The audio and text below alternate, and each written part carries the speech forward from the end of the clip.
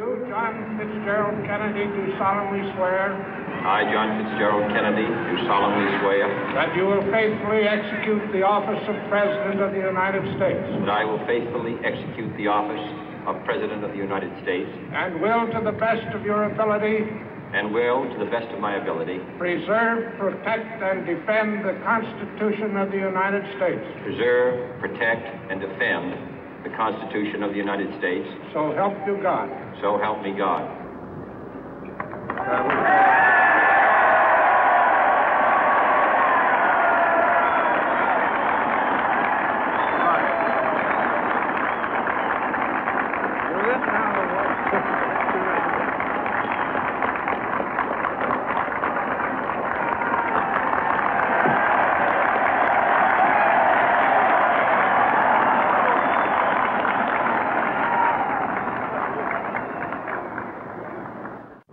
Vice President Johnson, Mr. Speaker, Mr. Chief Justice, President Eisenhower, Vice President Nixon, President Truman, Reverend clergy, fellow citizens. We observe today not a victory of party, but a celebration of freedom, symbolizing an end as well as a beginning, signifying renewal as well as change. For I have sworn before you and Almighty God the same solemn oath our forebears prescribed nearly a century and 3/4 ago. The world is very different now, for man holds in his mortal hands the power to abolish all forms of human poverty and all forms of human life.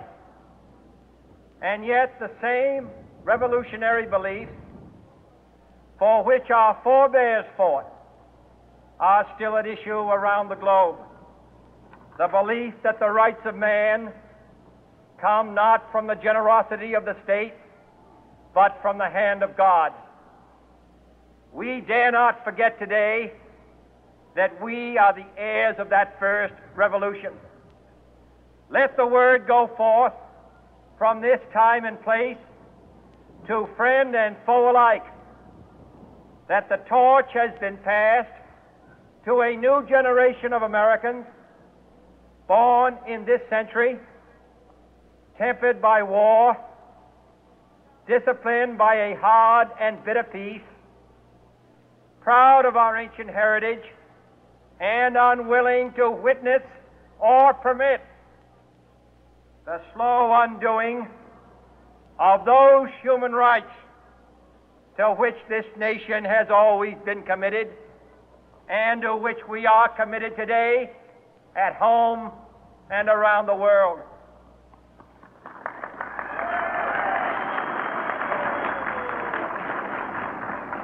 Let every nation know, whether it wishes us well or ill, that we shall pay any price, bear any burden, meet any hardship, support any friend, oppose any foe to assure the survival and the success of liberty.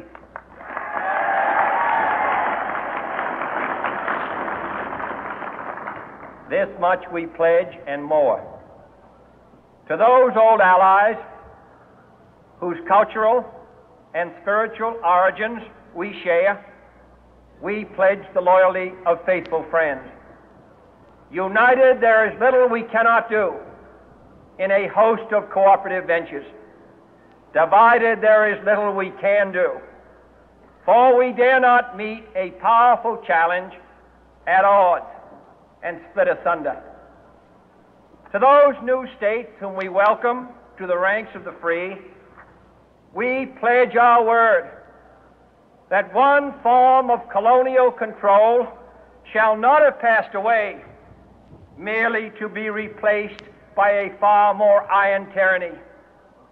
We shall not always expect to find them supporting our view, but we shall always hope to find them strongly supporting their own freedom, and to remember that in the past, those who foolishly sought power by riding the back of the tiger ended up inside.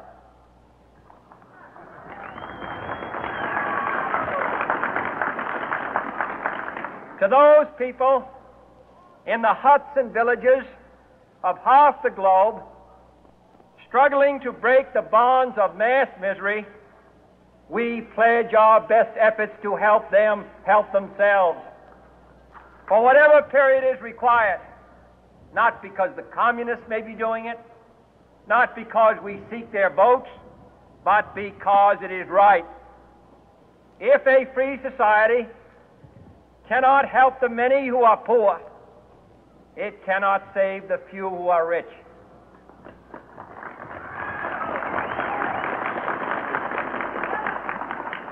To our sister republics south of our border, we offer a special pledge to convert our good words into good deeds, in a new alliance for progress, to assist free men and free governments in casting off the chains of poverty. But this peaceful revolution of hope cannot become the prey of hostile powers. Let all our neighbors know that we shall join with them to oppose aggression or subversion anywhere in the Americas. And let every other power know that this hemisphere intends to remain the master of its own house.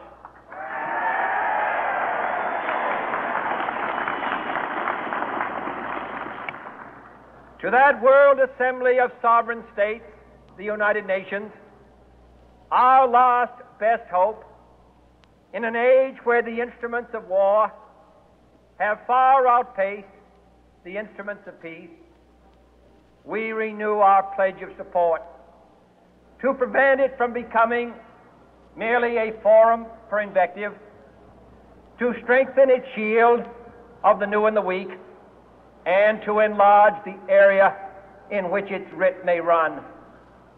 Finally, to those nations who would make themselves our adversary, we offer not a pledge, but a request that both sides begin anew the quest for peace.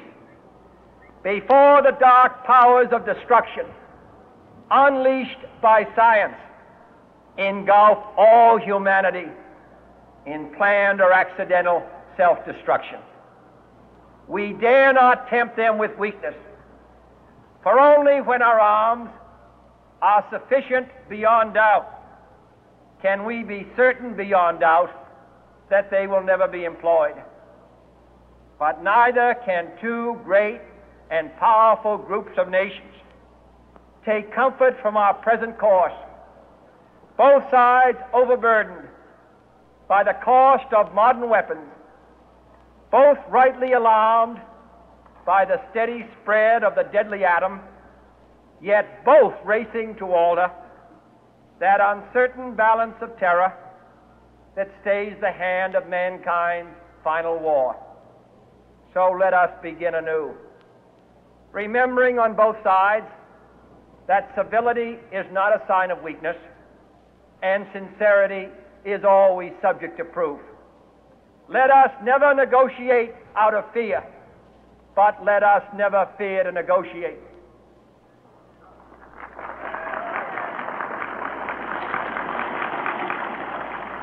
Let both sides explore what problems unite us, instead of belaboring those problems which divide us. Let both sides, for the first time, formulate serious and precise proposals for the inspection and control of arms, and bring the absolute power to destroy other nations under the absolute control of all nations.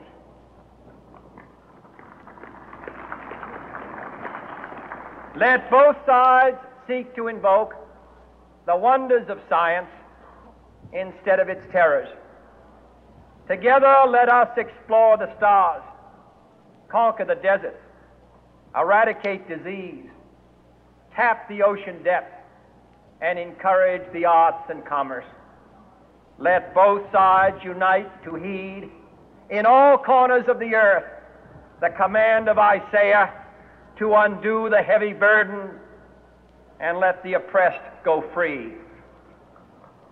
And if a beachhead of cooperation may push back the jungle of suspicion, let both sides join in creating a new endeavor, not a new balance of power, but a new world of law, where the strong are just and the weak secure and the peace preserved.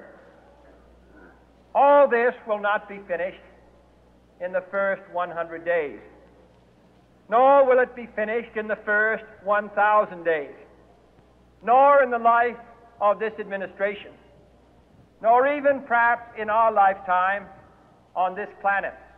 But let us begin.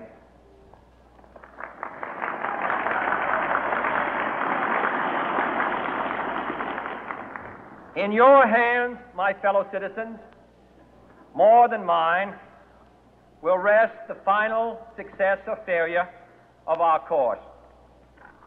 Since this country was founded, each generation of Americans has been summoned to give testimony to its national loyalty. The graves of young Americans who answered the call to service surround the globe. Now the trumpet summons us again, not as a call to bear arms, though arms we need, not as a call to battle, though in battle we are, but a call to bear the burden of a long twilight struggle, year in and year out, rejoicing in hope, patient in tribulation, a struggle against the common enemies of man, tyranny, poverty, disease, and war itself. Can we forge against these enemies a grand and global alliance, north and south, east and west, that can assure a more fruitful life for all mankind? Will you join in that